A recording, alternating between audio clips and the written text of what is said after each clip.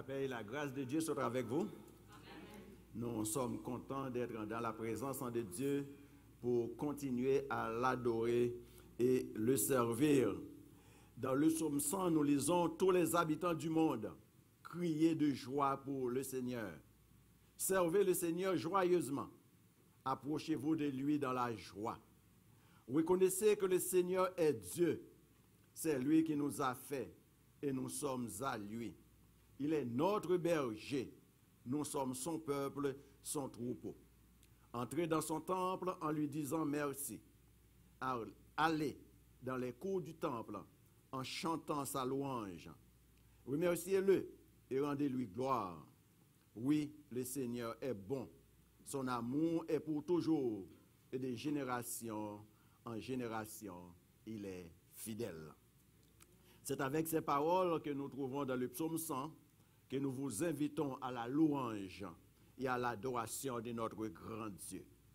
Quelles que soient les situations, l'Éternel nous invite à l'adorer. Nous sommes appelés à adorer Dieu, car son amour et sa miséricorde ne cessent d'exiger nos louanges. Allons, louons le Seigneur avec l'équipe de louange. Amen. Amen. Nous allons commencer avec ce chant et on vous demande de vous mettre debout. On va chanter ensemble, entrons en sa présence.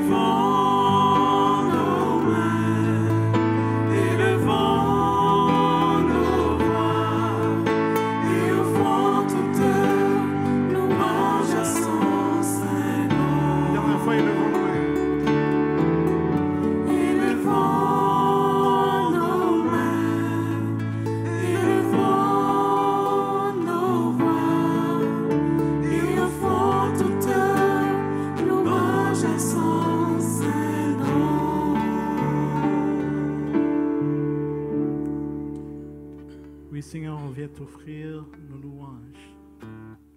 Toi qui les mérites au-dessus de tout, Seigneur. On veut t'élever, te magnifier, te sanctifier. Papa, que tu sois mis à la première place dans tous les aspects de notre vie. Non seulement ce matin, Seigneur, mais chaque jour de notre vie. Et que vraiment ce matin puisse être comme un élan, Papa, qui va nous relancer, Seigneur, cette semaine, ce mois-ci, pour le reste de l'année, Seigneur, afin qu'on puisse encore plus être affermis, Seigneur, dans notre marche avec toi, Seigneur. Et que tu puisses être le roi des rois, le Seigneur des seigneurs dans nos vies, et qu'on puisse marcher derrière toi, Jésus, en tant que tes disciples. On te prie, non parce qu'on est digne, mais au nom de Jésus qui vit et règne au siècle des siècles. Amen. Nous allons faire la lecture ensemble du psaume 34, qui va être projeté pour vous et qui sera dirigé par notre frère Jean-René. Le psaume 34, on va lire ensemble. Pour ceux qui ont leur Bible, je vous laisse le temps de trouver le psaume 34, mais ça va être projeté quand même.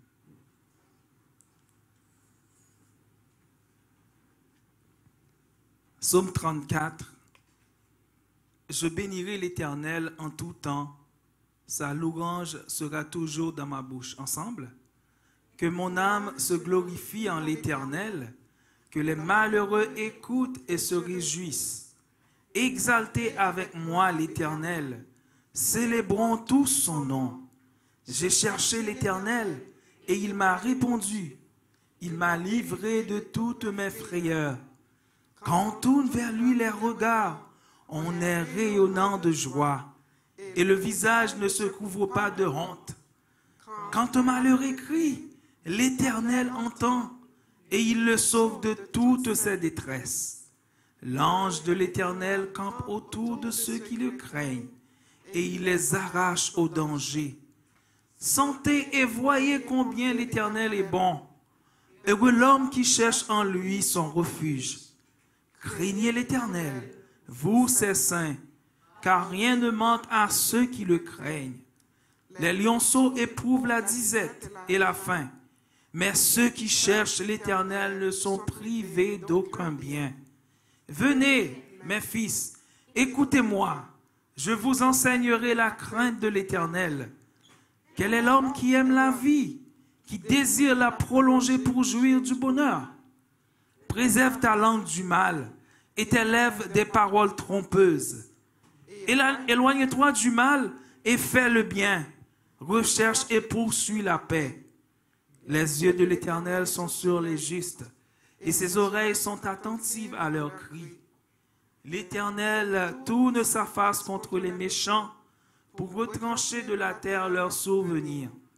Quand les justes crient, l'Éternel entend et il les délivre de toute leur détresse.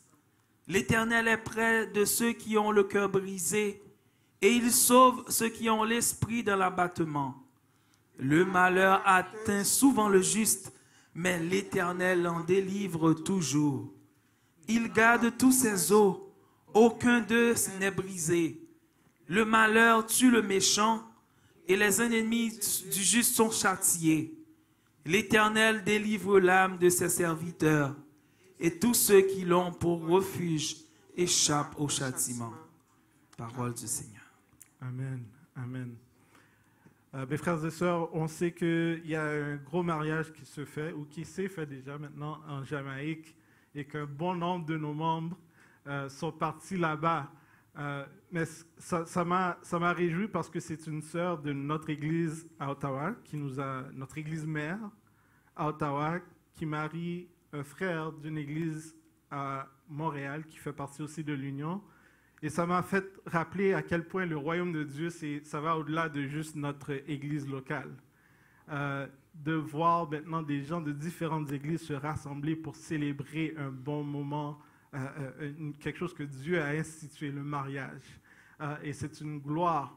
Mais encore plus, combien on devrait nous réjouir qu'on se rassemble ensemble, nous, l'église locale, pour louer et magnifier notre Seigneur. Je me demande, on va chanter un chant qui dit « Dieu a une armée ». Mais une armée, ce n'est pas quelque chose qui marche à moitié endormi. Je ne sais pas si vous avez eu votre café, j'espère. Mais Dieu a une armée, on est supposé d'être une armée vaillante, prêt à combattre, n'est-ce pas? Amen. Donc on va chanter ça, j'espère que vous allez chanter de tout cœur, avec pleine joie, parce que Dieu mérite notre énergie, notre louange, notre adoration, qu'on ne vienne pas devant lui n'importe comment, qu'on lui offre notre meilleur. Amen? Amen. Chantons, Dieu a une armée. Armée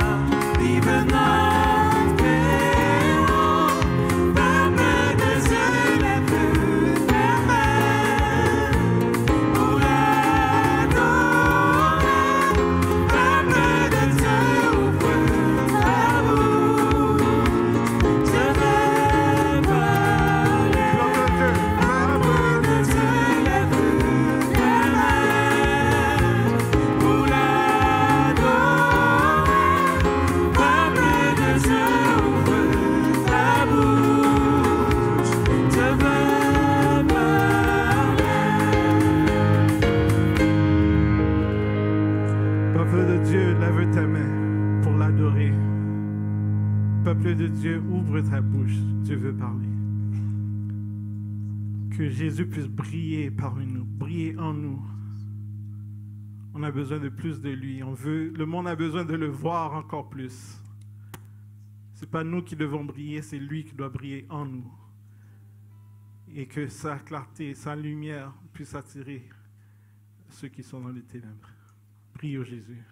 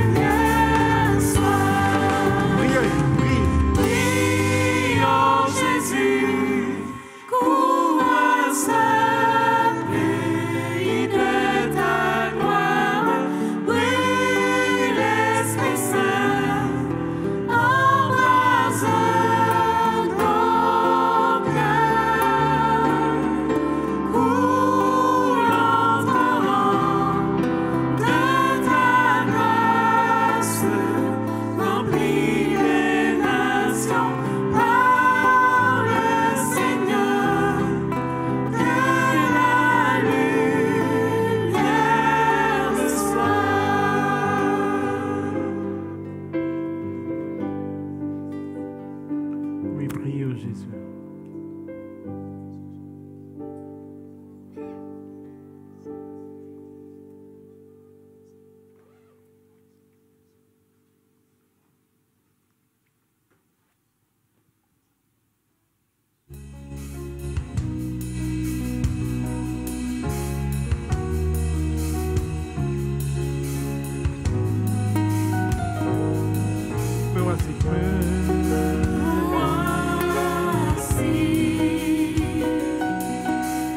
Ébloui devant ta face, libre par le don de ta grâce. Me voici, l'être plein d'intimité.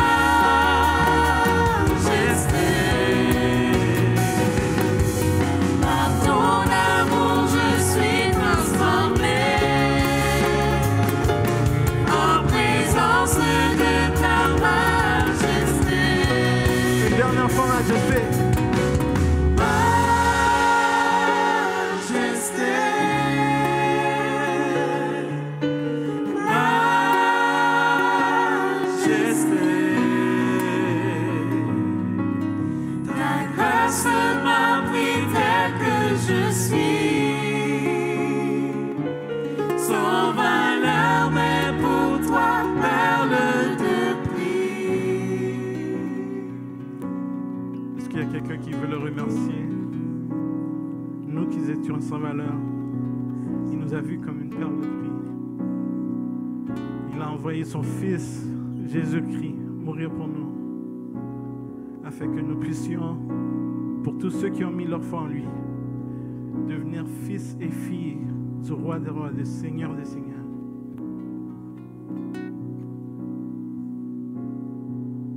Élevez vos voix individuellement devant lui.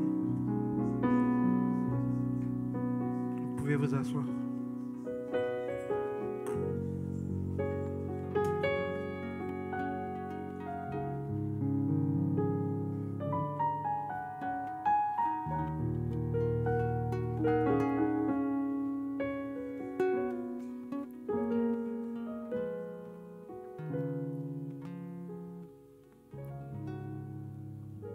C'est le moment d'aller au trône de la grâce. Là où vous êtes, vous pouvez prendre la position qui vous convient. Nous allons prier. Pensez à tous ceux qui sont présentement en vacances ou bien qui vont partir bientôt. Priez pour leur protection et qu'ils puissent revenir sains et saufs. Inclinons-nous devant le Seigneur, notre Créateur, car il est notre Dieu et nous sommes le peuple de son pâturage et les brebis de sa main.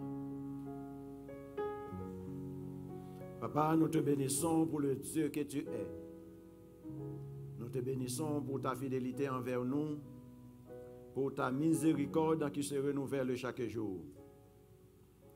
Merci pour ton amour éternel manifesté en Jésus ton Fils, lui qui s'est sacrifié pour nous sur la croix, afin de nous réconcilier avec toi et de nous donner la vie éternelle.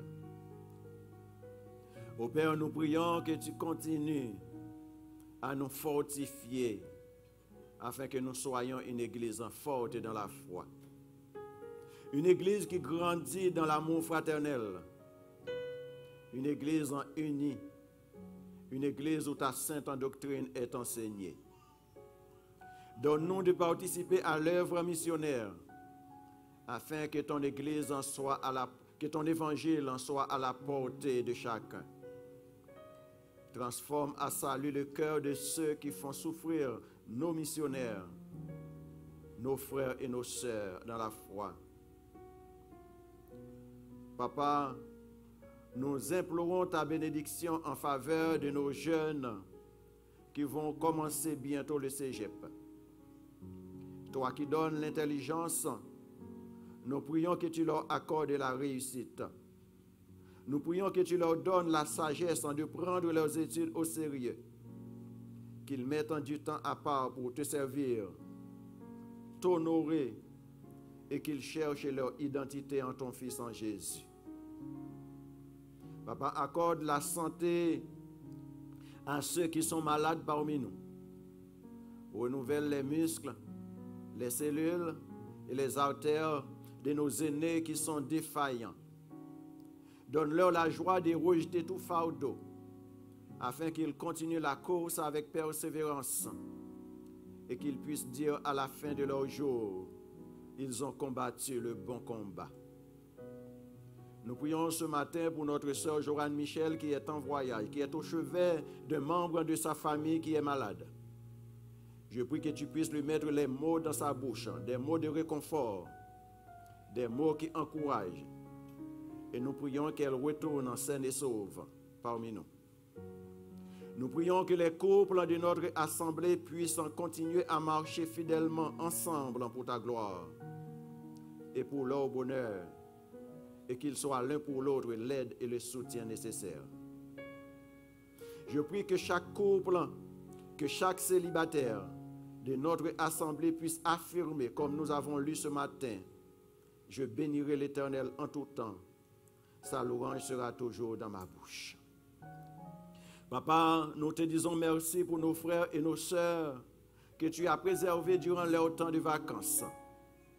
Merci de leur permettre de revenir plus vigoureux plus soudés dans leurs relations et fortifiés dans le Seigneur pour continuer à travailler dans le ministère que tu leur as placé. Père, toi, les protecteurs fidèles de ceux qui mettent leur confiance en toi, veillant sur ceux et celles qui sont encore en vacances ou qui vont partir bientôt. Visite notre pasteur principal qui est en vacances en présentement. Protège-le, ainsi que sa famille. Que ta joie soit leur force tout au long de leurs vacances et leur vie. Ramène-les aussi sains et saufs parmi nous. Nous prions pour notre jeune frère Skevich qui va partir pour un voyage sportif.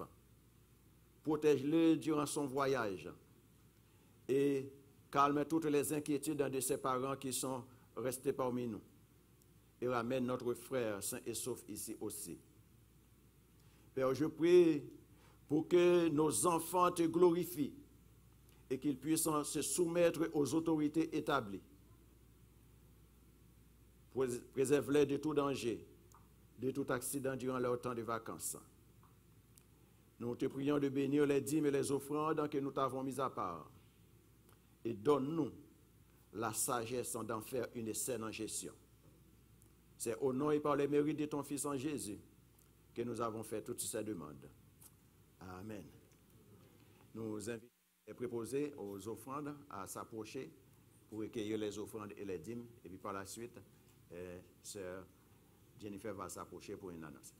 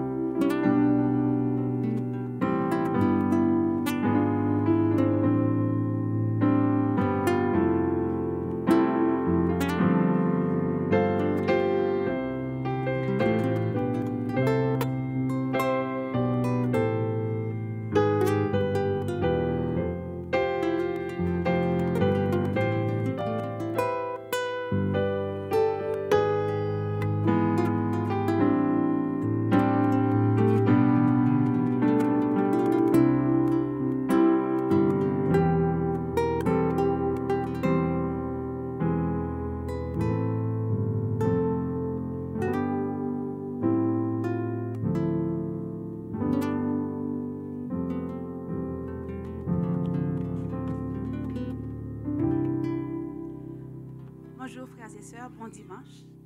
Aujourd'hui, pour les nouvelles missionnaires, j'aurais aimé, je vais vous partager quelques annonces, tout simplement dans ce cadre-là.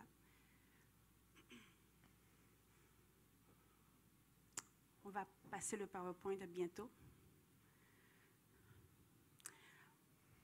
Parfait. Donc, pour la mission, j'aurais aimé vous poser une question. C'est quoi la mission pour vous? C'est quoi la mission? Église évangélique baptiste missionnaire évangélique de l'Outaouais. Juste une seule personne. Stéphane.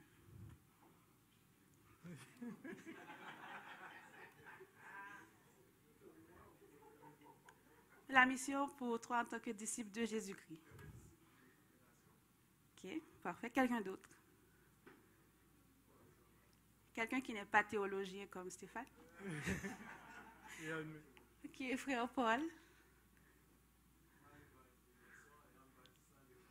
Non, il ne faut pas lire ça. C'est, en tant que disciple de Jésus-Christ, ceux qui ont été sauvés par la foi, c'est quoi la mission? Oui, aller faire des disciples. Oui, ma petite. D'apporter la bonne nouvelle. Donc, justement, en tant qu'assemblée d'église, nous avons une mission et une vision aussi en tant que corps de Jésus-Christ dans notre église locale. Donc, je vais vous partager les deux des missions d'Emebo. La première mission, justement, c'est premièrement annoncer la bonne nouvelle de Jésus-Christ par l'évangélisation, en bâtissant des relations avec les francophones de toutes les nationalités du Québec.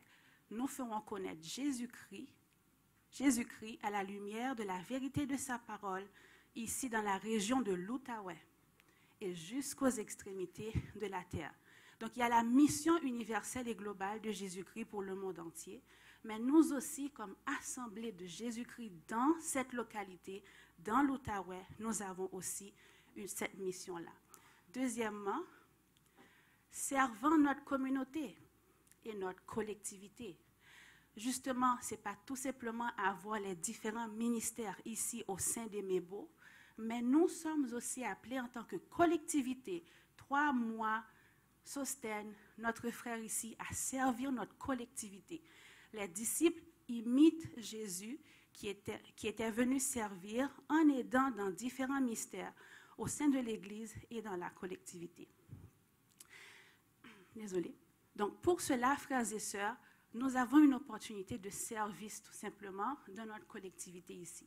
Ce n'est pas la première fois que nous sommes appelés à servir les gens de notre communauté.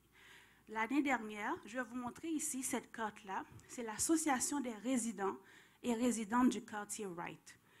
Ce quartier où nous sommes, c'est le quartier Wright. C'est là que nous nous rencontrons ici chaque dimanche, des fois 2-3 fois par semaine. Donc, si vous voyez ici, voilà toute la carte. Je vais tout simplement m'approcher. Ici, ça c'est Emebo. Tout ici, c'est le quartier Wright. Donc, des fois ou 3 mois, quand nos frères et sœurs qui sont responsables du ministère de la prière vont faire des marches, donc ils vont marcher tout ici. Tout ici. Donc, c'est là que nous allons prier pour les personnes qui ne connaissent pas Jésus-Christ. Jusqu'à présent, nous ne faisons que prier, qui est la première stratégie d'évangélisation biblique. C'est de prier pour que le Seigneur puisse préparer les cœurs à recevoir sa parole. Nous sommes ici, frères et sœurs. Dans toutes ces rues-là, il y a plusieurs personnes qui ne connaissent pas Jésus-Christ. Le domaine Fairview ici, c'est là que l'année dernière, nous avons été chanter la chorale de Noël. Donc ça, c'est une activité communautaire ici. Le parc La Roche est aussi ici quelque part. Donc je ne sais pas s'il y a des gens qui habitent dans cette communauté-là. Parfait.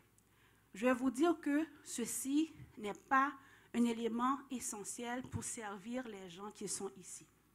Nous pouvons nous assembler comme frères et sœurs et disciples de Jésus-Christ pour nous mettre ensemble, pour aller servir, non seulement par la prière, mais aussi par des actes de bonté, les gens qui habitent dans ce quartier-là. Donc, on continue. Et justement, la mission de l'association des résidents et résidentes de ce quartier-là, c'est de travailler au maintien et à l'amélioration de la qualité de vie des citoyens du quartier Wright à travers l'organisation de diverses activités sociales et culturelles. Donc, on continue. L'année dernière, nous avons servi aux fêtes champêtres qui se fait chaque septembre avec quelques photos que vous allez voir défiler. Ça, c'était Pasteur Sen et Pasteur Gordon, servant avec des gens qui habitent dans la communauté. Donc, il y a des structures gonflables. Donc, les photos peuvent défiler, Aïcha. tout simplement pour vous montrer ce qui a été fait l'année dernière. Peut-être que ça n'a pas l'air d'être une mission évangélique où la Bible est présente, où justement on proclame l'Évangile. Cependant, notre témoignage auprès de ces gens-là, quand je pense 15 à 20 d'entre nous ont été servir l'année dernière, ils ont dit « Waouh, waouh, vous êtes prêts à servir comme ça sans rien en retour. » Les gens qui sont venus servir sont tellement chaleureux. Juste le fait de servir a été pour eux tellement un témoignage. Et envers le peuple québécois, quand quelqu'un fait quelque chose sans rien demander en retour, c'est une surprise. Donc, ils ont tellement aimé ça. On a même fait une chorale en décembre dernier où ils étaient « Waouh, vraiment, vous ne demandez rien, vous servez comme ça ?» Oui. Donc, c'est là ce témoignage que nous avons commencé à bâtir avec les gens de notre collectivité qui fait partie de notre mission d'Église. Et la bonne nouvelle, frères et sœurs, ils étaient tellement contents, ils étaient tellement étonnés de voir notre chaleur envers eux. Cette année, pour leur fête champêtre, ils nous ont demandé d'utiliser notre cuisine. Ils ont demandé de venir ici pour préparer leur repas pour leur fête champêtre. Peut-être que ça n'a pas l'air d'être quelque chose de grand, mais jamais vous n'allez trouver une personne sortant du Québec mettre les pieds dans une église. Donc, ça c'est gloire à Dieu.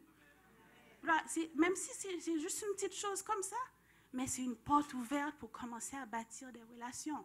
Next thing you know, peut-être qu'ils veulent même venir ici le dimanche. Mais il faut commencer petit. Et justement pour cette année, pour la fête au parc La Roque, la fête champêtre, nous avons besoin encore de bénévoles. Et cela se fera en 2 temps. Donc, ils ont demandé d'utiliser notre cuisine et ça sera soit le jeudi ou le vendredi qui précède le samedi 14 septembre. Vous pouvez me voir, moi ou Aïcha, pour donner vos noms. Et justement, pour cette fête champêtre-là, puisque c'est une fête qui a été sponsorisée par la ville, on n'aura pas d'argent à donner. On n'aura rien à donner. La ville va tout payer. Ils ont juste besoin de bras et de pieds pour préparer la nourriture. Et ils nous demandent de les aider. Ça, c'est une bonne nouvelle missionnaire, guys. C'est une bonne nouvelle missionnaire. Pourquoi? Parce que si frère Jean Fanol vient, il rencontre un homme, il est en train de préparer la nourriture avec un homme.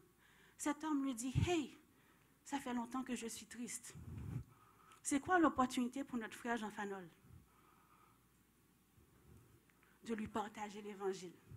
Si Sheila est en train de faire la salade, il y a une femme qui tombe, qui pleure. C'est quoi l'opportunité pour Sheila? De lui présenter la joie en Jésus-Christ. Donc, justement, nous avons ces 2 occasions-là, le jeudi ou le vendredi. Si vous voulez servir, tout simplement venez. On a besoin de vos bras pour préparer les sandwichs et la salade. Et justement, le samedi, on aura besoin des bénévoles et vous pourrez choisir n'importe quelle tranche d'heure. Et avant de venir, justement, toutes les marches de prière que nous avions faites depuis des mois, c'est comme la manière dont Dieu prépare les cœurs des gens. Et peut-être que vous serez cette personne-là, cet homme ou cette femme que Dieu va utiliser pour apporter l'espoir à quelqu'un, même en servant des sandwichs ou même en servant la salade. Et finalement, je vais finir avec cette dernière citation. Servir Dieu et les autres ne consiste pas à faire de grandes choses, mais à faire de petites choses avec beaucoup d'amour. Beaucoup d'amour en faisant les sandwichs, beaucoup d'amour en étant à côté de la structure gonflable, beaucoup d'amour. Voilà, c'est tout. Merci. Amen.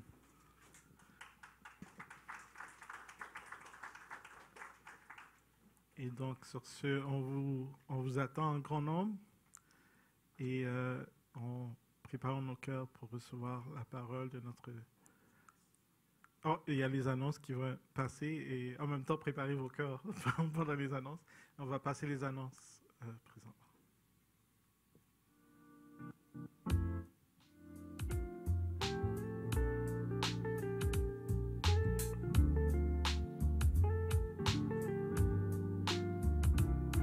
Bonjour Église missionnaire évangélique baptiste de l'Outaouais. Voici vos annonces pour la semaine du 18 août 2024. Veuillez noter que Pasteur Arsène est en vacances jusqu'à la fin du mois d'août. Pour toute question ou soutien pastoral, veuillez contacter notre frère Jean Fanol.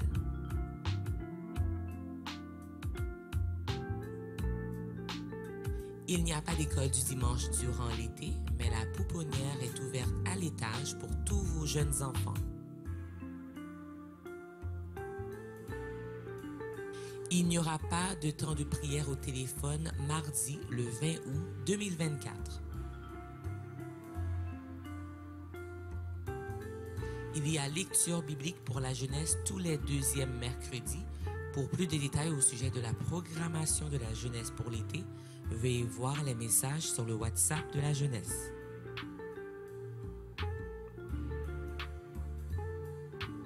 Une annonce très importante pour les moniteurs, les monitrices et les assistantes de l'école du dimanche. Dans le but de mieux nous outiller, le comité vous invite à la formation annuelle obligatoire de l'école du dimanche. Ce sera vendredi le 30 août, ici à l'église à partir de 18h. Le thème, c'est engagement et responsabilité du moniteur. La formatrice sera notre sœur Esther.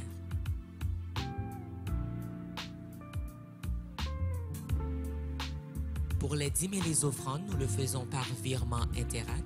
L'adresse est trésorerie@emebo.ca et dans la section message, vous mettez l'objet de votre don, soit dîme, offrande ou levée de fonds.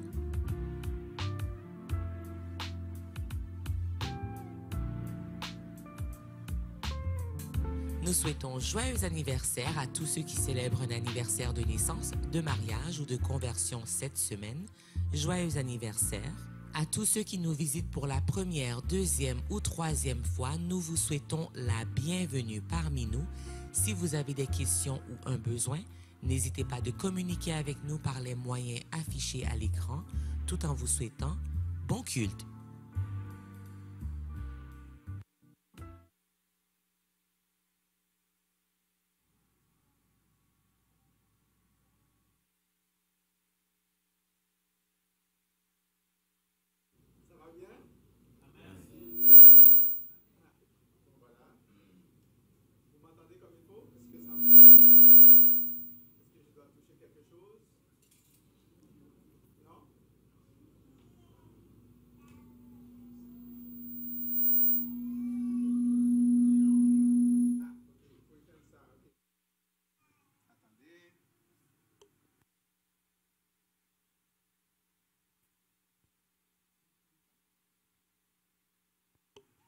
Oui, OK.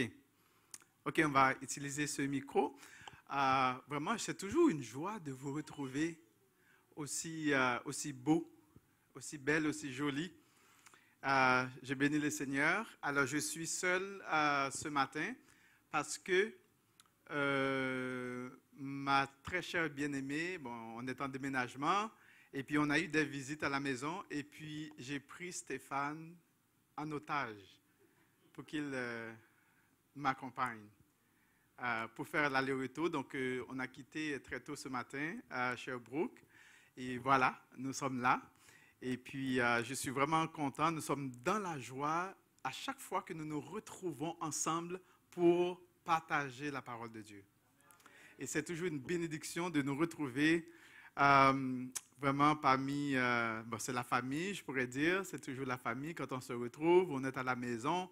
Et quand on est à la maison, eh bien, en tant que famille, qu'est-ce qu'on fait? On se parle cœur à cœur. Regarde, moi j'aime bien dire que quand je parle, ce n'est pas une prédication que je fais, je parle cœur à cœur avec mes frères et mes sœurs. D'accord? Ce n'est pas une belle philosophie qu'on veut présenter, mais on veut se parler cœur à cœur. Parce qu'une famille, qu'est-ce qu'on fait? On veut se construire ensemble. N'est-ce pas? On veut grandir ensemble, on veut connaître notre Père Céleste, notre Seigneur, notre Dieu ensemble. Et on veut aussi enraciner notre vie, notre marche avec lui, afin de pouvoir marcher de progrès en progrès à tout niveau. La dernière fois, on avait eu la grâce de parler de la crainte de l'Éternel. Pourquoi la crainte de l'Éternel? Parce que c'est le commencement de tout. C'est la base, c'est la fondation. Quand on veut construire une maison, la première chose qu'on fait, on établit la fondation. C'est le point de départ. On ne voudrait pas construire une maison en commençant par la toiture, ou en commençant par les murs, ou en commençant par le côté esthétique. N'est-ce pas? Est-ce que cette maison serait solide? Hein? Est-ce que ce serait solide? Non. Il faut commencer par la fondation. Eh bien, la crainte de l'Éternel, c'est cette fondation. C'est le point de départ de toute vie. On doit commencer, parce que Salomon nous a dit que la crainte de l'Éternel, c'est le commencement de la sagesse. D'ailleurs, nous l'avons lu tout à l'heure aussi dans le psaume 34. Et aujourd'hui, nous allons parler de quelque chose essentiel. Notre sœur a partagé le fait que vous allez témoigner, vous allez partager. Je trouve que vraiment son annonce était comme, je dirais, la conclusion de mon message. Et on va nous donner un peu plus la raison pour laquelle j'aime bien aller en profondeur. Lorsqu'on fait quelque chose, on doit savoir pourquoi est-ce qu'on le fait. On doit savoir pourquoi est-ce qu'on fait ce qu'on fait. C'est toujours important de savoir pourquoi on fait ce qu'on fait. Pourquoi est-ce qu'on doit craindre l'Éternel? Pourquoi est-ce qu'on doit marcher dans le respect de Dieu? Pourquoi est-ce qu'on doit vivre cette vie en donnant la première place à l'Éternel? Et une chose qu'on avait soulignée la dernière fois, c'était que nous voulons vivre cette vie d'une manière qu'on n'aura pas à avoir honte, ni regretter rien, ni avoir honte lorsque on va nous retrouver devant l'Éternel. C'est-à-dire qu'on vit notre vie au maximum, de telle sorte qu'on n'aura pas à regretter. « Ah, j'aurais dû. » Ou du moins, lorsqu'on va nous présenter devant Dieu, « Ah, on a honte. » Parce qu'on n'a pas vécu tel que Dieu avait prévu pour nous, notre vie. Et aujourd'hui, nous allons voir, vraiment le thème qu'on veut voir aujourd'hui, c'est la valeur de mon âme. Connais-tu la valeur de ton âme? Est-ce que tu as pris la peine de mesurer, de calculer la valeur de ton âme?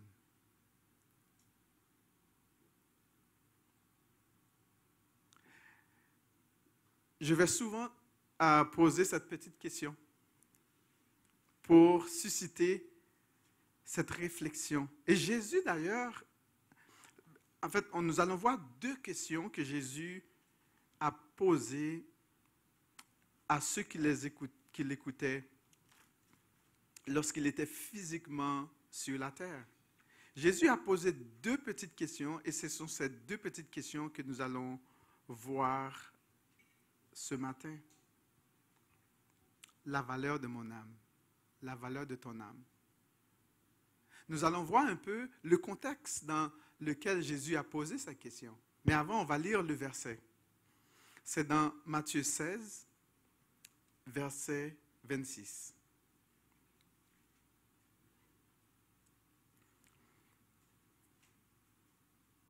Je vais lire pour vous. Que servira-t-il à un homme de gagner le monde entier s'il perd son âme? Ou que pourra donner un homme en échange de son âme? Deux questions. Et nous allons réfléchir, nous allons penser un peu, nous allons essayer de répondre à ces deux questions. Et entre-temps, je t'invite déjà à réfléchir à ces deux questions. À quoi te sert-il de gagner le monde entier et de perdre ton âme? Pense à ta vie, pense à tes rêves, pense aux choses que tu veux accomplir de ta vie. Pense aux désirs de ton cœur. Pense à tes rêves. pense aux choses que tu veux accomplir dans la vie. Et pense à cette question que Jésus te pose. À quoi sert-il à un homme, à une femme, de gagner le monde s'il perd son âme et si elle perd son âme?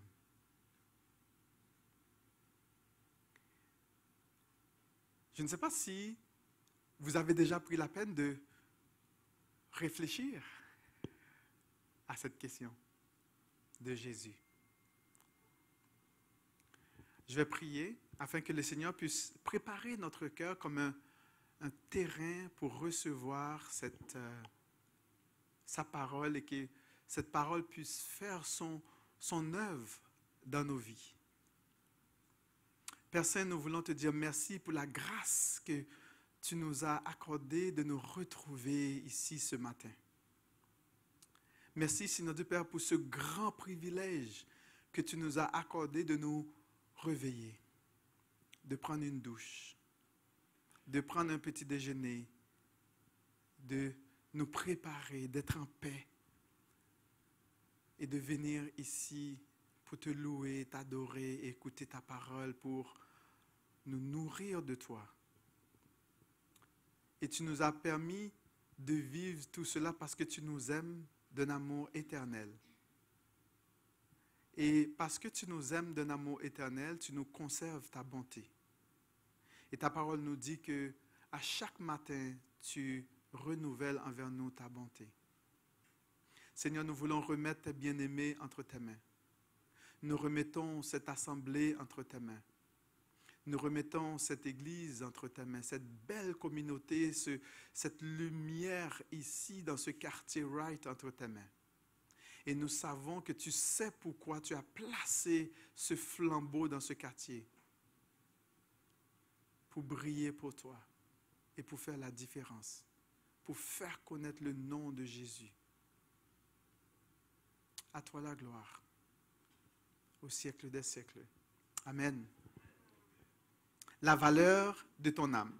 Bien, avant d'aborder, de répondre à la question, aux deux questions de Jésus, c'est important pour nous de comprendre un peu le contexte. Vous savez qu'on va voir différents contextes. On va voir le contexte un peu historique, le contexte littéraire de la rédaction du texte. Nous allons aussi voir un peu le contexte des contemporains de Jésus, le contexte immédiat. On va rapidement voir le contexte général, c'est-à-dire le contexte historique. Lorsque Jésus était venu sur terre physiquement, vous savez, il est venu physiquement sur terre, Jésus, mais son ministère vraiment se déroulait dans un contexte où la grande puissance de l'époque était l'Empire romain. C'est qui est la puissance de notre époque? Hein? C'est qui est la grande puissance de notre époque d'aujourd'hui? Quel pays? Ah, la Chine. Là, je vois qu'on entend, il commence à avoir une confusion, la Chine, États-Unis. Bon, on est d'accord que c'est les États-Unis. OK? C'est le dollar qui domine, le dollar américain. Hein? Le green. Hein? C'est le dollar.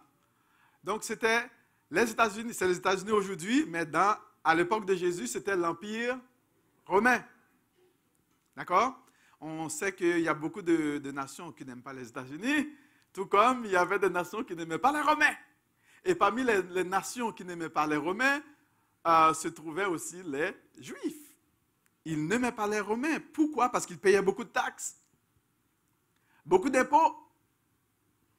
Ils payaient beaucoup d'impôts, beaucoup de taxes, et puis bon voilà, ils étaient oppressés par les Romains. Les Romains les humiliaient. Mais ils attendaient dans cette oppression, dans ce problème, dans toute la réalité de leur vie de tous les jours, ils attendaient le Messie avec impatience pour leur délivrer des Romains. Les Juifs attendaient le rétablissement du royaume d'Israël. Un royaume de prospérité, un royaume de paix, un royaume où Israël allait se retrouver sa domination, tout comme lorsque David était roi d'Israël. Ils attendaient ça, ils aspiraient à ça. Vous savez, ça c'était le contexte historique lorsque Jésus est venu, le contexte où l'Empire romain dominait. Et voyons un peu le contexte des contemporains de Jésus. C'est que les disciples étaient tellement absorbés par ce désir de voir le royaume d'Israël s'établir, un royaume de paix, de prospérité, de richesse, qu'ils étaient tellement absorbés par cette réalité qu'ils étaient presque dans l'impossibilité de comprendre ce que Jésus voulait leur dire. Jésus leur était venu pour une mission spécifique, mais Jésus leur disait clairement ce qu'il voulait faire. Mais eux, ils entendaient autre chose. Eux, ils voyaient autre chose. Pourquoi? Parce qu'ils avaient d'autres objectifs en tête. Ce qu'ils voulaient, c'était que Jésus, ils voulaient que Jésus soit le grand roi qui va venir, le grand politicien. Hein? À chaque fois, quand on... Regarde, comprenons, mettons-nous un peu dans leurs chaussures. On va nous contextualiser. Imagine que M. Legault, ça ne marche pas avec M. Legault, puis ce sont les élections. Et on a des grandes, aspirations. On veut voter pour un autre. Bon, on va voir l'élection bientôt. Allons plutôt au niveau fédéral. On n'est pas content de M. Trudeau. Bien, à la prochaine élection, probablement qu'il y a des personnes qui ne voteront pas pour M. Trudeau. On veut changer. Pourquoi? Parce qu'on veut arriver à quelque chose d'autre. On a des aspirations. Il y a des personnes qui ont des aspirations pour leur famille, qui ne veulent pas ce que M. Trudeau prône au niveau de l'éducation, des choses comme ça, où on n'est pas content. Pour ceux qui n'aiment pas trop les libéraux, on préfère conservateurs. Mais là, d'autres vont dire, non, on n'aime pas les conservateurs parce qu'il y a des choses, qu'on n'aime pas avec les conservateurs. Mais on préfère les libéraux. C'est vrai qu'ils sont des valeurs pas tout à fait qui nous ressemblent. Mais on va quand même danser avec les libéraux. Parce qu'il y a certaines choses qui nous rejoignent un petit peu. Mais d'autres vont dire, mais non, ça, je ne suis pas capable de dealer avec les libéraux parce que j'ai des valeurs trop profondes. Vous comprenez? Ça, c'était un peu les Juifs qui attendaient le Messie. Un autre politicien, ils voulaient un autre politicien pour renverser les Romains. Parce qu'ils avaient d'autres projets. Donc, ces personnes-là faisaient face à la réalité de la vie, tout comme vous et moi aujourd'hui. Ils étaient incapables de comprendre Jésus. Ils faisaient face à des préoccupations de succès, de richesse, de prospérité, de bonheur, de santé, de vêtements, de manger et de boire. Et aujourd'hui, nous faisons aussi face à payer les factures. Hydro-Québec, on n'aimerait pas que l'électricité augmente. Hein? Il faut, pour la nourriture, on fait face aussi à ces réalités. Aujourd'hui, eux, ils faisaient face à ces réalités. Le contexte littéraire. Vous savez que lorsque nous lisons la Bible, c'est important de lire la Bible avec des lunettes en 3D. D'accord? Il faut lire toujours la Bible avec des lunettes en 3D. Première dimension, il y a la dimension de l'histoire. C'est-à-dire que l'histoire qui se déroule naturellement. L'exemple que je peux prendre, aujourd'hui, nous sommes ici. Ça, c'est l'histoire qui se déroule naturellement. Il n'y a pas d'écrit de rédaction sur ce que nous sommes en train de faire maintenant.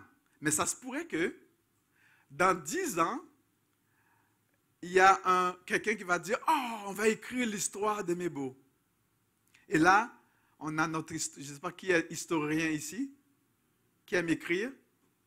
Il y a des gens qui aiment écrire ici. Là, il y a quelqu'un qui va se lever, qui va dire « Bon, nous allons écrire l'histoire de Mébo. » Parce qu'on va être dans un autre contexte différent et on va ressentir le besoin d'écrire. Et là, maintenant, la personne va écrire le dimanche 18 août. On était assis ici. Bon, il y a Jean-Marc qui venait de Sherbrooke. Il a pris Stéphane avec lui. Et puis, bon, voilà, il a prêché sur tel message. Et puis, bon, voilà, il nous a encouragés pour prendre conscience de la valeur de notre âme. Ça, c'est la deuxième dimension, la dimension littéraire. Là, la troisième dimension, c'est nous, aujourd'hui, qui lisons ce message. Donc, on a trois dimensions. La dimension de l'histoire, la dimension de la rédaction de l'histoire et la dimension de nous, aujourd'hui, qui lisons les deux dimensions. D'accord? Donc, on a la dimension littéraire. On se retrouve maintenant, après la mort de Jésus, à peu près l'an 60, à peu près, 50-60, où les apôtres, maintenant, les premiers disciples de Jésus faisaient face à la division, à la persécution, à des oppositions. Eux aussi faisaient face à ils avaient des difficultés culturelles, des difficultés sociales, et ils faisaient face vraiment à des préoccupations de succès, de richesse, de prospérité, de santé, de vêtements, de manger, de boire, de protection et de sécurité. Et de nos jours, nous aussi, la troisième dimension, nous faisons face à presque la même réalité, aux mêmes réalités, réalité de succès. Nous éduquons nos enfants. Pourquoi est-ce que nous éduquons nos enfants? Parce que nous voulons qu'ils réussissent. Nous nous préparons pour une carrière. Nous avons des rêves que nous voulons réaliser pour le confort, pour la santé, pour des vêtements, pour être capable de payer nos nourritures, pour le boire, pour l'estime de soi, et j'en passe. Est-ce que vous êtes d'accord avec moi? Nous avons des préoccupations. Mais si vous n'avez pas de préoccupations, ben là, moi, je vais me préoccuper pour vous. Est-ce que vous êtes d'accord avec moi? Il faut être honnête que nous avons des préoccupations. Et souvent, ces préoccupations vont prendre le dessus de notre foi avec le Seigneur, notre marche avec le Seigneur. Je vais vous donner quelques petits exemples.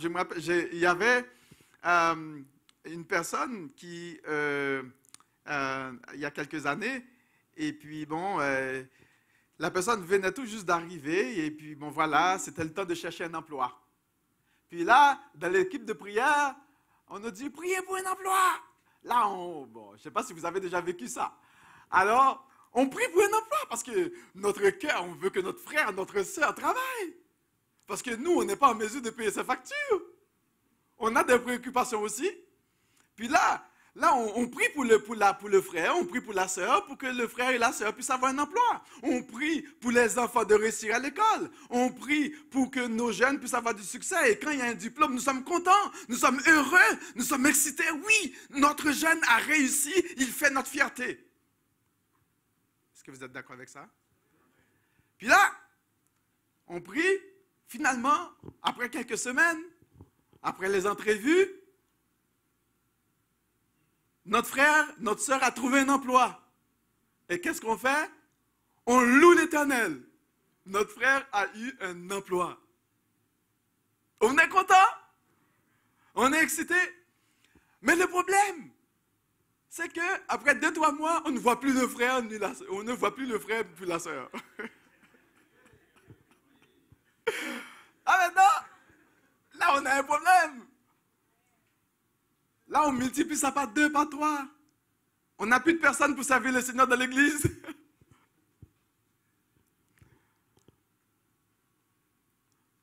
Là, on pourrait nous poser... Pourtant, on a prié, on est content. Est-ce que c'est Dieu qui a donné cet emploi? Peut-être que vous allez me dire, Jean-Marc, tu vas loin. On réfléchit ensemble, on est en famille, soyons honnêtes, mais on n'a pas besoin de nous cacher. C'est notre réalité. Est-ce que vous êtes d'accord avec ça? OK. Là, maintenant, on se pose des questions. Le ministère, il n'y a personne pour faire le ministère. Parce que l'emploi que notre frère et notre sœur va prendre ne lui permettra pas, malheureusement, de servir le Seigneur. Il est fatigué, il a travaillé la nuit. Vous comprenez? Non seulement il est fatigué, non seulement il travaille la nuit, ça affecte sa relation avec le Seigneur. Et là, maintenant, pour ses enfants, il n'a pas de temps pour ses enfants parce qu'il est fatigué aussi.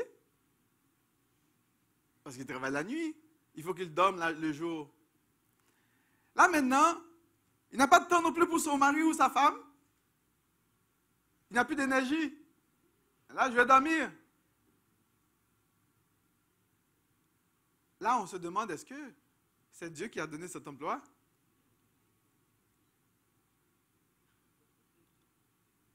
Je ne vais pas vous donner la réponse. Je vais vous laisser réfléchir. Notre contexte aujourd'hui, c'est juste il faut comprendre le contexte. Parce que c'est important de bien saisir les questions que Jésus nous pose. Nous vivons des tensions intenses à chaque jour de nos vies. Est-ce que vous êtes d'accord avec ça? Nous avons souvent des choix difficiles à faire. Et nous avons souvent, tout le temps, des décisions à prendre. Des décisions pour nous-mêmes, des décisions pour nos enfants. Et souvent, ces décisions-là vont affecter notre relation avec le Seigneur. Et là, Jésus va nous poser deux questions fondamentales pour nous aider à mettre la pendule à l'heure. C'est vrai qu'on a gagné un bon emploi. On va être capable de payer les factures. On va être capable d'acheter une belle maison, des beaux vêtements. On va répondre aux soucis de la vie. On fait 20 ans comme ça, 40 ans comme ça, 50 ans comme ça, 60 ans comme ça. Et ça, c'était les Juifs. Ils se souciaient pour leurs enfants. Les disciples aussi. Il y en a un qui a dit, moi, là, je vais être à ta droite. L'autre a dit, mais à ta gauche. Mais quand est-ce que le royaume d'Israël va s'établir? Quand est-ce que ces choses vont arriver? Parce que nous, on a des rêves, nous, on a des plans, nous. Vous comprenez?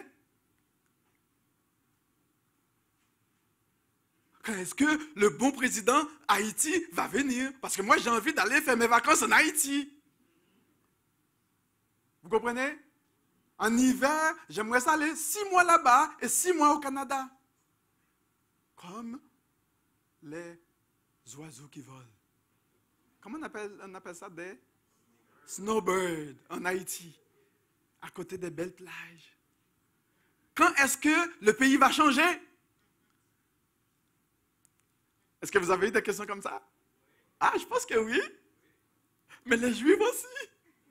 Du temps de Jésus. Et Jésus leur annonçait le message du royaume. Est-ce que vous pensez qu'ils avaient compris quelque chose? Non. Est-ce que ça leur intéressait? Non. Ben, c'est comme nous aujourd'hui. Et aujourd'hui, Jésus nous pose 2 questions. Tout comme il a posé ces questions à ses contemporains, tout comme les premiers destinataires à qui Matthieu a écrit, et à nous aussi qui lisons cette histoire. Jésus nous pose 2 questions, à savoir, bien souvent, que tout ce que nous faisons, nous le faisons dans le but de nous satisfaire nous-mêmes. Pourquoi est-ce que nous faisons ce que nous faisons? Parce que nous avons des objectifs personnels. Nous avons des intérêts personnels. Et nous voulons satisfaire à ces choses.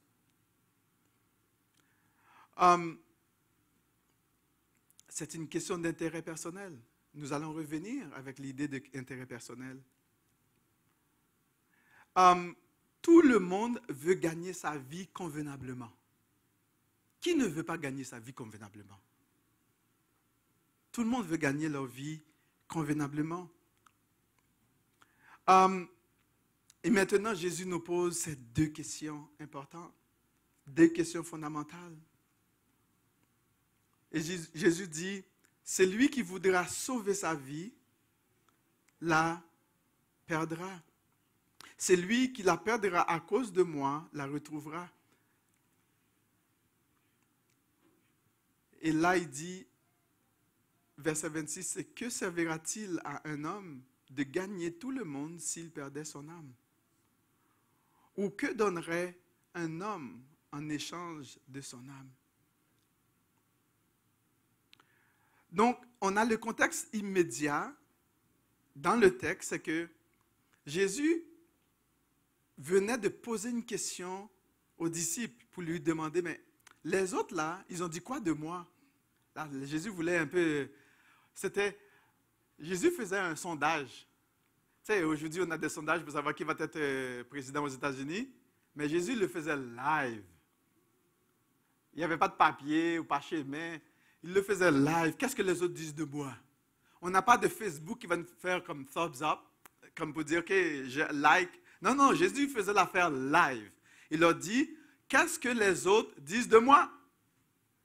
Puis bon, les autres disent, tu es Jean, Jean-Baptiste, des trucs comme ça. Mais Jésus dit, et vous? Pierre, comme le grand zélé, tu es le Fils de Dieu. Tu es le Christ, le Fils du Dieu vivant. Et Dieu va leur dire, Jésus va leur dire, ah, tu es heureux, hein? Parce que c'est mon Père qui t'a révélé ces choses. C'est mon Père qui t'a révélé ces choses. Et puis, on nous dit qu'au verset 21, dès lors, Jésus commença à faire connaître à ses disciples qu'il fallait qu'il allât à Jérusalem, qu'il souffrit beaucoup de la part des anciens, des principaux sacrificateurs et des scribes. Gardez en tête que qu'est-ce qu'eux, ils voient dans leur tête? Ils veulent un roi qui va renverser les Romains, qui va établir le royaume d'Israël, le politicien parfait. Ils attendent leur politicien parfait. Voilà qu'ils ont trouvé leur politicien parfait. Et voilà ce politicien parfait leur dit, voici ce qui va arriver. Donc, Jésus leur dit, dès lors, Jésus commença à faire connaître à ses disciples qu'il fallait qu'il aille à Jérusalem, qu'il souffrit beaucoup de la part des anciens, des principaux sacrificateurs et des scribes, qu'il fut mis à mort et qu'il ressuscita le 3e jour. Toi là, quelle serait ta réaction? Tu as trouvé, disons que tu as trouvé le bon politicien qui va changer ton pays, qui va te permettre de retourner chez toi en toute sécurité. Hein? En toute sécurité, en paix, tu es content. Tu l'as trouvé là. C'est lui qu'on attendait depuis des années, que nos parents nous racontaient des histoires à son sujet. On l'a trouvé enfin. On a laissé tout ce qu'on possédait pour le suivre. Puis là maintenant, je vais avoir le poste de directeur de tel comité, tel cabinet, moi je vais être à ta droite, à la droite, l'autre à gauche, tu comprends? Et là, il te dit, là, le gars, Jésus est en train de littéralement il y a une expression du Québec là qui dit qu'il va péter sa bulle. Jésus a pété leur bulle. Ils étaient dans leurs choses là et Jésus a littéralement tous leurs rêves qu'ils avaient, c'est comme si Jésus était en train de tout tuer là. Mais eux, ils ne comprenaient pas ce que Jésus voulait faire parce qu'ils étaient trop absorbés par leurs désirs, par d'autres choses de valeur. Ils avaient d'autres intérêts, les intérêts physiques qui répondent aux besoins physiques, aux besoins du manger, du boire, de s'habiller, de se revêtir. C'est ça qui leur inquiétait, du bien-être. Mais ils ne voyaient pas. C'était des choses juste temporaires. Ils voyaient juste des choses dans l'immédiat. Ils ne voyaient pas plus loin que le bout de leur nez. Et tout ce que Jésus pouvait leur dire, ça passait par-dessus de leur tête. Et Pierre va jusqu'à dire à Jésus, verset 22, Pierre l'ayant pris à part. Regarde, hein? Et se mit à le reprendre et va lui dire, à Dieu ne plaise, Seigneur, cela ne t'arrivera pas. Ça, c'est au moins, il a été honnête. Ce que j'aime avec la Bible n'essaye pas de montrer tout le monde à leur meilleur. Il te donne une photo du cœur de l'humain, la réalité du cœur. Et c'est ce que j'aime avec la Bible. On n'essaye pas de juste essayer de brosser la chose, paraître bien, comme si tout le monde était parfait. C'est comme ça, on est tout... la façade. Nous, on aime la façade, hein? Mais la Bible, ce que j'aime avec la parole de Dieu, il nous présente tel qu'on est. Il n'a pas à cacher quoi que ce soit. Et combien de je sais pas, est-ce qu'on est comme on aime ça faire la façade ou être vrai?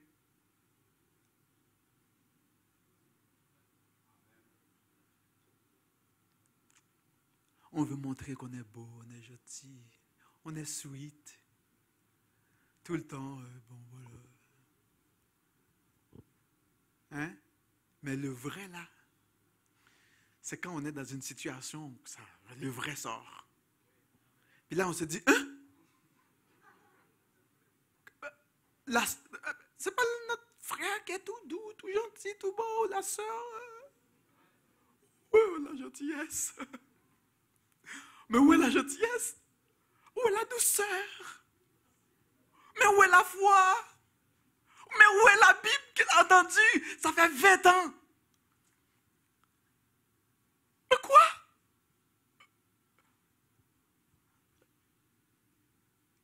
Et Pierre dit, à Dieu ne plaise. Cela ne t'arrivera pas. Nous, on a nos projets, tu comprends? On a déjà nos plans là. On a déjà préparé qui va être à ta droite, qui va être à ta gauche, puis qui va s'asseoir sur le trône, qui va gouverner. Mais toi, tu es en train de nous dire que tu vas mourir. C'est quoi cette histoire? On a des projets, nous. 6 mois en Floride, 6 mois au Canada. Tu comprends? 6 mois dans le soleil en Floride et quelques mois ici dans le soleil aussi.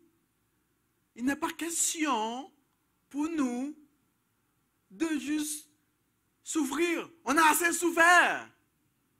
C'est le temps qu'on s'occupe de notre vie. On a le droit au bonheur aussi.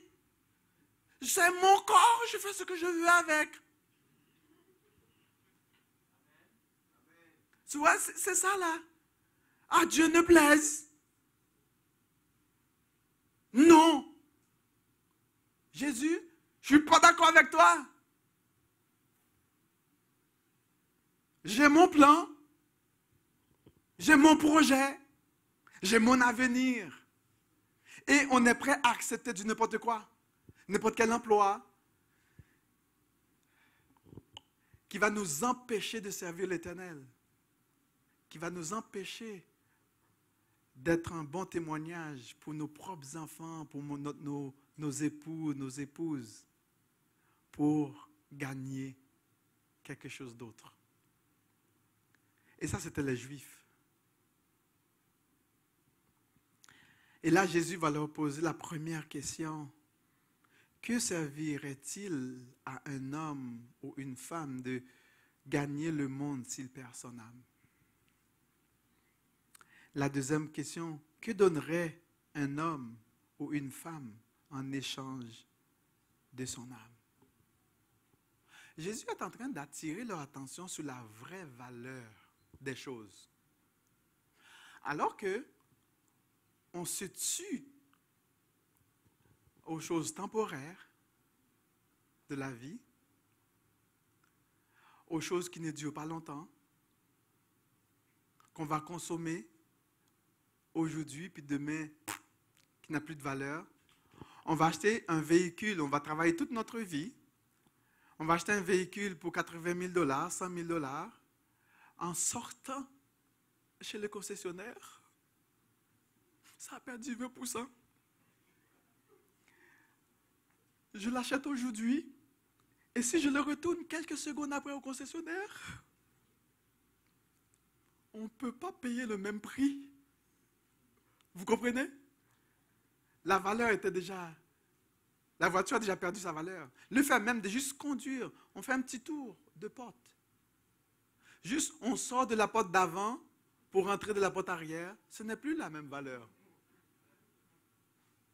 Puis Jésus te dit, mais à quoi sert-il de te tuer pour ça? Toi, tu as des rêves de grandeur, de bonheur, ça t'amènera où? Alors que la vraie réalité, il y a des choses qui valent mieux. À quoi ça sert-il d'avoir du succès? À quoi ça sert-il d'avoir beaucoup de richesses matérielles? À quoi ça sert-il d'avoir beaucoup d'argent et puis d'avoir le confort, le bien-être, de travailler comme un fou? Et on a tout ce qu'on possède. Et puis si on perd notre âme, on n'a pas de temps pour Dieu, on n'a pas de relation pour Dieu. On n'a pas de temps pour nous impliquer aux choses éternelles. Et Jésus voulait attirer leur attention pour leur montrer que ton âme vaut plus que les choses matérielles. Ta relation avec Dieu vaut plus que toutes les acquisitions au monde que tu peux avoir. Tu as beaucoup plus d'honneur et de valeur que les billets de dollars. Je vais dire quelque chose, peut-être que vous allez trouver que je vais loin. Il y a des emplois qui ne sont pas pour des chrétiens. Ce ne sont pas tous les emplois qui sont pour les chrétiens. S'il y a un emploi qui va t'empêcher d'être disponible pour le Seigneur, d'être disponible pour ta femme, pour tes enfants, ce n'est pas ton emploi. Parce qu'en bout de ligne, moi, lorsque j'étais jeune, j'avais observé quelque chose et je ne voulais pas me marier à cause de ça. Moi, j'ai observé des choses. Moi, j'ai prié Dieu pendant des années pour me donner le don du célibat. Je ne voulais pas me marier. Moi, je ne comprends pas cette affaire. On se donne comme un fou. Et puis, quand on devient vieux, puis l'enfant, il nous fait mettre en colère. Puis voilà, c'était ACV. Puis bing, on est mort. Parce qu'il a fait des mauvais choix. Pourtant, on a travaillé toute notre vie pour investir pour l'enfant. Et puis après, un ACV, puis on a fait colère. Surtout, nous, les mamans, je ne vais pas aller trop loin dans ça pour ne pas... Hein? Moi, je ne comprenais pas cette histoire. Je dis, bon, moi, je ne veux pas me marier. J'ai prié pendant des années. Je veux, Seigneur, je vais être célibataire. Je vais te servir tous les jours. Mais... c'était devenu fort, hein, parce que le Seigneur ne m'a pas donné le nom du célibat. Là, je me suis dit, ok, mais Seigneur, tu as le sens de l'humour. Est-ce que vous avez remarqué des parents qui travaillent comme des fous, qui donnent tout à l'enfant, qui n'ont pas de temps pour cet enfant-là, parce qu'ils pensent que combler l'enfant avec plein de gadgets, c'est ce que l'enfant a besoin. Ils n'ont même pas le temps de partir en petites vacances avec l'enfant. Puis, arrivé à l'adolescent, l'enfant vire à l'envers. Puis là, il se demande, mais qu'est-ce qu'on a fait? On a prié, on a fait tout, on a donné tout, on a travaillé. Puis l'enfant, mais tu n'étais jamais là. Puis il y a un autre ami qui a pris sa tête, puis that's it, c'est fini. Puis l'enfant va suivre son ami. Pourquoi? Parce que l'ami était plus là pour l'enfant. Parce que toi, tu n'étais pas là pour l'enfant. Puis that's it, c'est fini. Là, tu vas faire beaucoup de colère, puis maladie, crise, dépression, hein, tension, empile tension, beaucoup de tension. Puis pourquoi? Parce que ce n'était pas ta priorité. Ta vraie richesse. Tu avais un mauvais diagnostic de la vraie valeur des choses. Puis Jésus te dit, à quoi cela te sert-il de gagner le monde et de perdre ton âme? Non seulement ton âme, mais ton âme de ton enfant. Et ton âme, l'âme de ceux qui sont autour de toi. Puis là, Jésus va dire, il veut que tu saches que ton âme n'a pas de prix. Jésus veut que tu saches ce matin que ton âme n'a pas de prix. Pourquoi? Parce qu'elle a été créée à l'image de Dieu. Ton âme a beaucoup plus de valeur que toutes les autres choses que tu peux voir sur cette terre. Moi, j'étudie en économie et on a appris à gérer les ressources rares, les choses de valeur. Puis je dois te dire que nous pouvons prendre toutes les richesses du monde à partir de la création jusqu'à la fin du monde.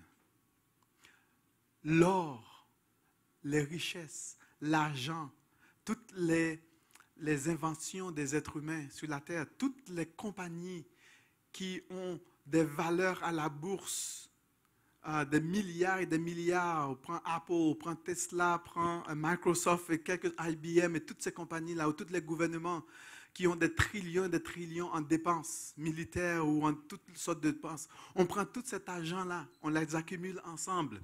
Et là, maintenant, on a une montagne d'argent, montagne d'or, qui va toucher jusqu'au ciel. D'accord? On prend tout, on met ensemble. Là, on demande à Dieu, bon, on va te donner ça juste pour payer une seule âme. Dieu te dit, c'est pas suffisant.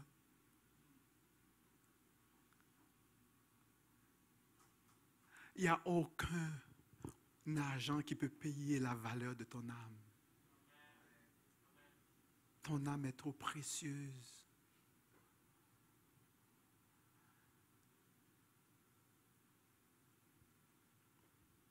Il y a des gens qui se donnent pour du n'importe quoi. Des gens qui se laissent prendre par toutes sortes de tromperies parce qu'ils pensent qu'ils n'ont pas de valeur aux yeux de l'Éternel. Ce que Jésus te dit maintenant et que Jésus veut que tu prennes conscience, c'est que ton âme n'a pas de prix. Et puisque ton âme n'a pas de prix, cela ne te sert à rien d'essayer de gagner quelque chose qui, au fond, ne peut même pas arriver en dessous de tes pieds de la valeur de qui tu es aux yeux de l'Éternel. Cela ne veut pas dire qu'on doit être gonflé d'orgueil. On doit faire attention, mais on doit reconnaître les valeurs éternelles, notre relation avec Dieu, dans la prière, dans la méditation de sa parole et dans les décisions que nous avons à prendre pour nos enfants, pour la génération à venir. Notre identité en Christ. Et ce sont ces choses-là. Lorsque d'ailleurs le ministère que vous allez voir, quand vous allez regarder quelqu'un, cette âme-là, que vous allez le servir, vous allez vous dire que cette personne que vous allez servir est précieuse aux yeux de l'Éternel. Et vous allez le servir avec un respect, une dignité, un honneur inestimable. Parce que cette âme a de la valeur aux yeux de l'Éternel. Et même le plus petit service qu'on va rendre à quelqu'un, on le fait avec la plus grande dignité. Parce que ce n'est pas n'importe qui qu'on sert. Non seulement pour vous personnellement, et aussi pour ceux qui sont autour de nous. Pour tes enfants aussi. Donc on leur doit respect et dignité. Mais pour ce faire, il faut reconnaître la valeur. Parce qu'à partir du moment qu'on ne reconnaît pas la valeur de l'autre, ben, ça ne marche plus. Et nos préoccupations vont être sur autre chose. Là, on va penser que c'est l'argent. C'est ma réputation. Qu'est-ce que les autres vont dire de moi? C'est mon apparence. Parce que quand on ne reconnaît pas les vraies choses, on donne de la valeur à du n'importe quoi. Et ça nous affecte, et ça affecte aussi ceux qui sont autour de nous. Dieu, qu'est-ce qu'on a ici? On nous dit que Dieu, dans Genèse 1,26, on nous dit que Dieu créa l'homme à son image. Il le créa à l'image de Dieu. Il créa l'homme et la femme. Et dans Genèse 2,7, on nous dit comment est-ce que Dieu crée. Il forme l'homme de la poussière et il souffle, son souffle dans l'homme. Et c'est le souffle de Dieu qui fait que l'homme devient un être vivant. Et de cette manière, c'est du souffle de Dieu qu'émane la valeur et la dignité de l'âme. Parce que Dieu, c'est un être éternel. Dieu est un être extraordinaire. Il est pur, il est saint, il est puissant. Et même tout ce que nous connaissons de l'espace infini n'est qu'une infime partie. Une poussière de qui Dieu est vraiment. Et c'est ce Dieu-là qui dit que faisons l'homme à notre image, selon notre ressemblance. Et c'est son souffle. Et c'est pour cela d'ailleurs que l'âme ne peut pas être détruite. L'âme de quelqu'un est indestructible et inestimable. Et c'est pour cela qu'il y a 2 éternités. Parce qu'on ne peut pas détruire l'âme de quelqu'un. Cela voudrait dire de détruire aussi le souffle de Dieu. Qui peut détruire le souffle de Dieu? Donc, et c'est pour cela que l'âme va vivre éternellement. Il y a 2 destinées. Il y a l'éternité avec Dieu et l'éternité sans Dieu. Parce que l'âme ne peut pas être détruite. Et c'est important pour nous de comprendre ces choses. Et Jésus veut que tu saches, désolé pour l'erreur, je n'ai pas corrigé mon texte français. Jésus veut que tu saches que ton âme coûte trop cher pour ce monde. Ton âme coûte trop cher pour ce monde. Mais Dieu a voulu que tu vives dans ce monde. Ça veut dire qu'il n'y a aucune richesse de ce monde qui peut rivaliser avec ton honneur, ta valeur, avec qui tu es. Jésus veut que tu réévalues tes priorités en fonction de la valeur de ton âme. C'est-à-dire que quand tu vas faire tes choix, tes décisions de vie, c'est important pour toi que tu les évalues en fonction de ta valeur.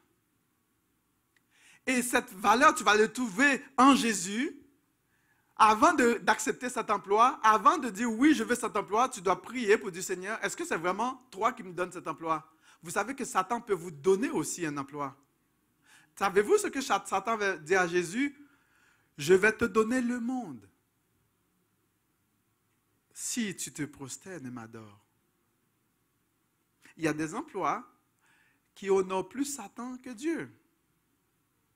À partir du moment qu'il y a un emploi qui t'empêche de servir Dieu, tu dois te poser des questions. Parce que la vraie raison d'être de ta personne, c'est d'être en relation avec l'Éternel. Oui, Dieu sait qu'on a besoin. Dieu sait, d'ailleurs, c'est Dieu qui a créé la bouche. C'est Dieu qui a créé le ventre. Vous comprenez? C'est Dieu qui a créé le corps. Dieu sait qu'on a besoin de mettre quelque chose sous nos dents. Dieu sait que je ne peux pas marcher tout nu. Parce qu'il ne veut pas nous humilier. Dieu sait que tu as besoin de vêtements. Dieu sait que tu as besoin de payer le téléphone cellulaire, tu as besoin de payer la facture, tu as besoin de payer la maison. Il le sait. Vous comprenez? Il le sait. Parce que c'est lui qui t'a créé, c'est lui qui t'a tissé, c'est lui qui t'a façonné, c'est lui qui t'a mis au monde à travers ton père et ta mère. Il ne va pas t'abandonner, il ne va pas te délaisser. Il sait à quel point qu'il t'aime. D'ailleurs, Dieu avait dit à Israël, « Je t'aime d'un amour éternel, c'est pourquoi je te conserve ma bonté. » Et là, Jésus nous dit, ok, mais si Dieu m'aime comme ça, pourquoi est-ce que je vais vendre mon âme pour quelques billets qui va finir demain? Avant même d'ailleurs que le chèque rentre, il s'est déjà passé. C'est pas pour vous, il y a des fois que ça arrive. Tu sais, je travaille et puis j'attends que le chèque arrive. Et puis en Haïti, il y a une expression qui dit « m'keil depuis un lait ». C'est-à-dire qu'avant même que le chèque tombe dans le compte là, oui, tu as déjà dépensé et c'est fini. Et puis après, bon, il n'y a rien. C'est arrivé, mais il n'y a rien qui reste dans le compte. Vous comprenez? Jésus te dit de réévaluer tes priorités en fonction de ta valeur. Et Jésus t'invite à faire un examen de ta conscience. Pourquoi perds-tu tout ton temps à la poursuite de l'argent, des richesses matérielles, alors que tu ignores ta relation avec l'Éternel? Servir Dieu, puis servir ta communauté, être la lumière du monde, le sel de la terre. Ton âme n'a pas de prix. Jésus veut que tu investisses dans ce qui est éternel, au lieu d'investir toute ta vie dans ce qui est terrestre. Ton âme n'a pas de prix. Il y a quelques questions qui pourraient peut-être rapidement vous aider. Suis-je plus préoccupé par les possessions matérielles que ma relation spirituelle avec le Seigneur? Ça, c'est des petites questions qui peuvent peut-être nous aider à nous situer. Comment puis-je réorienter ma vie pour donner la priorité à ma relation avec Dieu? Qu'est-ce qui me donne de la valeur? Est-ce que c'est lorsque je gagne beaucoup d'argent, j'ai beaucoup de choses, beaucoup d'accumulation? Est-ce que c'est lorsque les gens me considèrent? Est-ce que c'est ça qui me donne, je sens que je suis apprécié? Est-ce que c'est ça qui me donne, ou ma belle apparence? Est-ce que c'est ça qui me donne d'un sentiment de bien-être ou de respect? Est-ce que c'est ça qui fait que je suis qui je suis? Nous devons nous poser ces questions. Parfois, nous n'aimons pas traiter ces choses. Quel sacrifice matériel suis-je prêt à faire pour suivre Jésus plus fidèlement?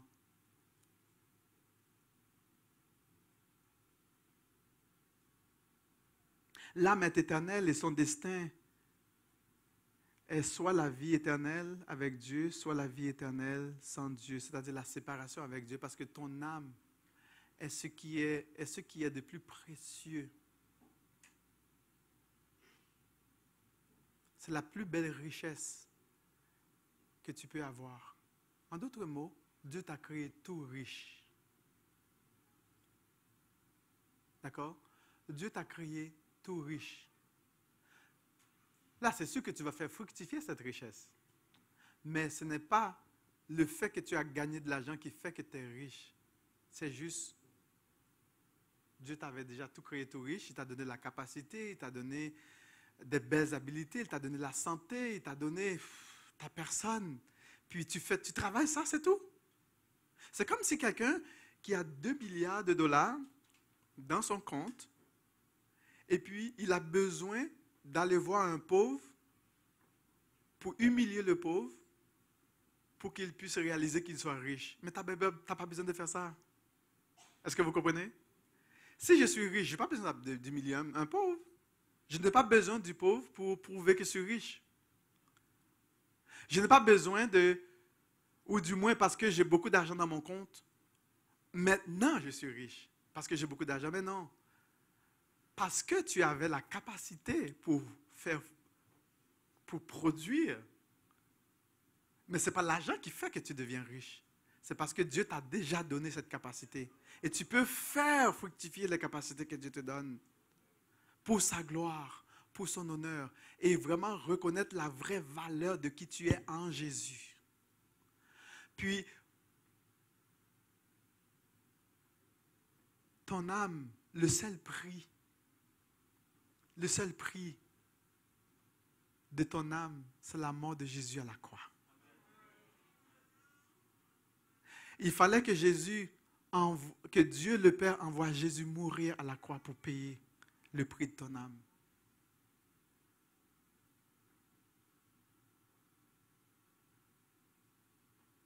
Et Jésus te pose la question, avec toutes les choses que nous avons, à quoi sert-il de gagner le monde et de perdre vraiment la chose la plus précieuse que tu peux avoir?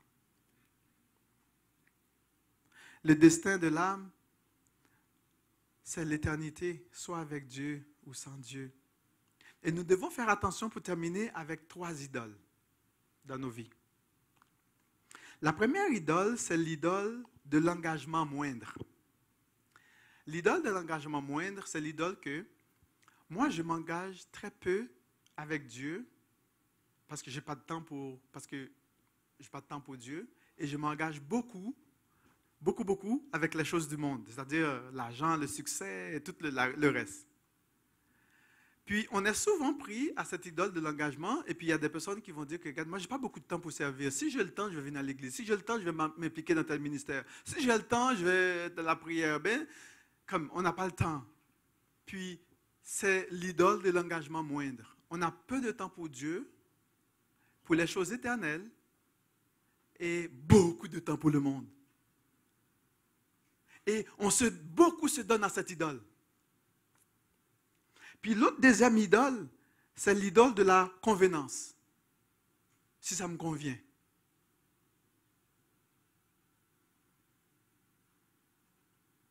L'idole de la convenance.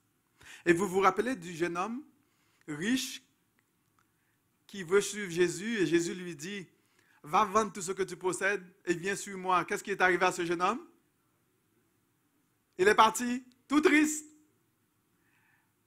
Pas beaucoup d'engagement pour Jésus, mais beaucoup d'engagement pour sa richesse. Mais il est parti triste, on nous dit. Parce qu'il y a beaucoup d'engagement pour les richesses. Il y a l'idole du confort. On ne veut pas être dérangé dans notre confort, dans notre bien-être, pour servir l'Éternel. On n'a pas de temps pour Dieu. Et on continue dedans. Et on se détruit. Et on détruit aussi les autres. Et Jésus te pose la question aujourd'hui. À quoi te sert-il de gagner toutes ces choses? Tout le succès, le confort, le bien-être, l'argent, la richesse, la belle apparence. Ça ne veut pas dire que il ne faut pas que tu sois... Jean-Marc n'est pas en train de te dire que tu dois être laid, en passant. Parce que Dieu t'a créé ou de ne pas prendre soin de toi. Ce n'est pas ça qu'on est en train de dire là. Est-ce que vous êtes d'accord avec moi? Dieu nous a créés, il faut qu'on prenne soin de nous-mêmes. Dieu aime ça quand ses enfants soient beaux, soient bien, soient extra. Parce que Dieu, c'est un père qui est fou pour ses enfants. Mais ce qu'on est en train de dire, c'est la quantité d'investissement qu'on fait pour des choses aussi temporaires. Mais pour la chose qui valent autant, on investit aussi peu. Et il te dit qu'il n'y a rien qui peut égaliser, estimer la valeur de ton âme. Donc tu devrais, c'est-à-dire quand on parle de ton âme, on parle de ta vie éternelle, on parle de ta relation avec Dieu, on parle des choses éternelles qui vont durer éternellement et qui ne vont pas terminer. Donc ce serait normal et naturel d'investir aux choses qui valent plus. Est-ce que ça fait du sens? Et Jésus t'appelle à réévaluer tes priorités. Jésus t'appelle à prendre conscience de la valeur de ton âme. Jésus t'appelle à changer ta façon de voir la richesse, le succès, le bien-être. Jésus t'appelle à le suivre comme disciple et à remettre les rêves, les désirs au pied de la croix pour lui faire confiance. Parce que si lui t'a créé, il a aussi le moyen de prendre soin de toi. Quel père, quelle mère quel père ou quelle mère de sens qui va abandonner ses enfants? À moins que ce papa soit malade ou cette mère soit malade. Et même parfois des mères qui ne sont pas capables de prendre soin de leurs enfants, ils préfèrent de donner en adoption à quelqu'un d'autre qui soit capable de le faire à sa place. Mais quelle mère voudra abandonner ce qui lui est cher et précieux? Et Dieu n'est pas prêt à faire ça. Et c'est pour cela qu'il a envoyé Jésus mourir à la croix pour nous réconcilier avec lui. Pour venir chercher ce qui lui est cher, ce qui lui est précieux. Maintenant, c'est à toi de faire le choix. Est-ce que vous allez être comme les disciples de Jésus qui voudront juste la gloire d'Israël, la prospérité, ou du moins qui veulent vraiment payer le coût de suivre Jésus? C'est quoi ton choix? Je vais demander aux musiciens de venir. Quel est le choix que tu veux faire?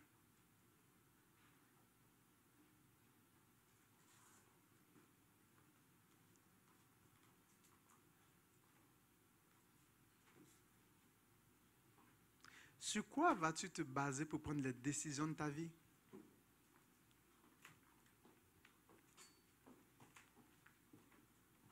Je vais te laisser avec ces réflexions.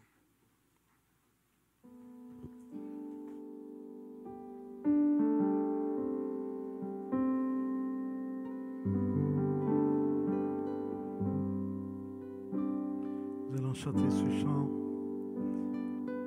qui est vraiment une prière qui dit: Jésus, encore plus de toi, de ton onction et de ta compassion. Jésus, encore plus de toi, de ta puissance et de ta présence. Je désire faire une différence dans ce monde sans espérance. Jésus, encore plus de toi.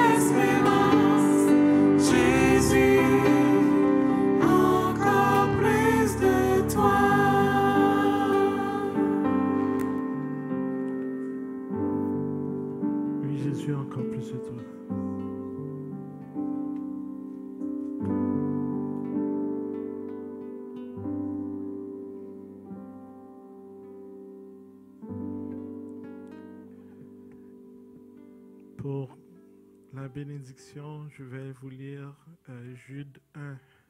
Il y a un seul chapitre dans Jude, donc Jude, versets 24 à 25.